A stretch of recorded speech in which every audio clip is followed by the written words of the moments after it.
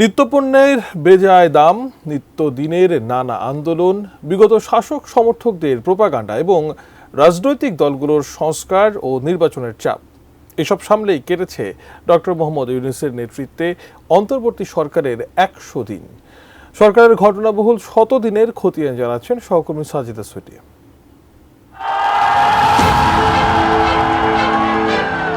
ছাত্র জনতার অভূতপূর্ব আন্দোলনে শেখ হাসিনার দেশত্যাগ, এরপর ৮ আগস্ট থেকে দেশ পরিচালনায় ডক্টর মোহাম্মদ ইউনূসের সরকার।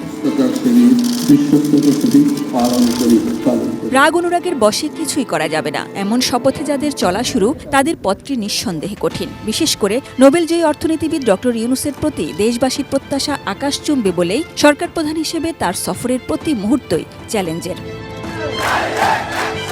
প্রতিদিন নানা দাবিতে উত্তাল রাজধানীর বিভিন্ন জায়গা, হোক প্রধান উপদেষ্টা ডক্টর ইউনূসের বাসভবন যমুনার সামনে, প্রেস ক্লাব এলাকায় বা শাহবাগে।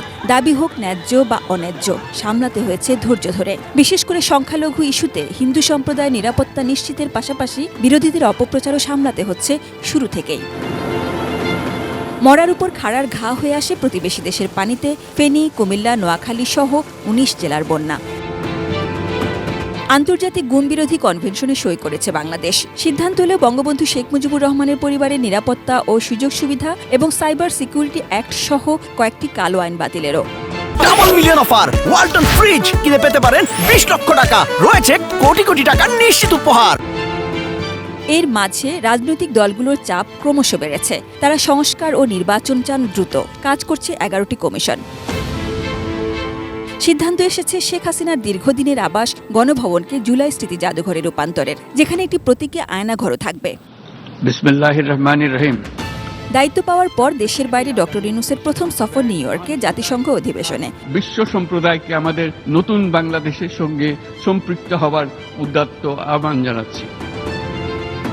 এরই মাঝে বাংলাদেশ ঘুরে গেছেন ডক্টর মোহাম্মদ ইউনূসের বন্ধু এবং মালয়েশিয়ার প্রধানমন্ত্রী আনোয়ার ইব্রাহিম।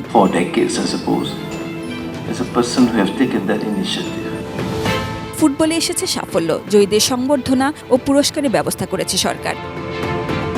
শুরু থেকে সরকারের অন্যতম সমালোচনা সেন্ট মার্টিন ইস্যুতে। দ্বীপের পরিবেশ ও জীববৈচিত্র্য রক্ষায় সেখানে রাত যাপন বন্ধ করা সহ সরকারের বিভিন্ন উদ্যোগ এসেছে।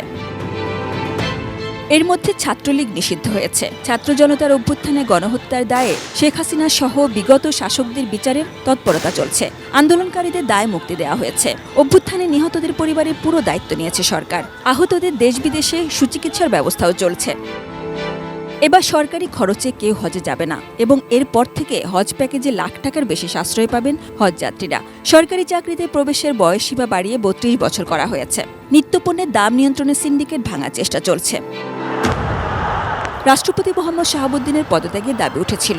রাজনৈতিক দল ও শিক্ষার্থীদের মতের মধ্যে সমন্বয়ের ভিত্তিতে সিদ্ধান্তের আশ্বাসে পরিস্থিতি ঠিক হয়। এখনও পুলিশের মনোবল ফেরেনি, তাই আইনশৃঙ্খলা পরিস্থিতি ঠিক রাখতে মাঠে সেনা সদস্যরা আছেন, সেনাবাহিনীর কর্মকর্তাদের বিচারিক ক্ষমতাসহ। অনেক কিছু হচ্ছে, অনেক কিছুই হয়েছে। তবু সব বিবেচনায় নিত্যপণ্যের দাম ঠিক রাখা, জানমালের সুরক্ষা নিশ্চিত এবং খুব দরকারি ক্ষেত্রগুলোতে সংস্কার সেরে দ্রুত নির্বাচনের আয়োজনই যে এই সরকারের মূল লক্ষ্য এবং সবচেয়ে কঠিন চ্যালেঞ্জ, তাতে কোনো সন্দেহ নেই। কাউকে দুশ্চিন্তার মধ্যে থাকতে হবে না। Sajida Sweety, ATN news, Dhaka.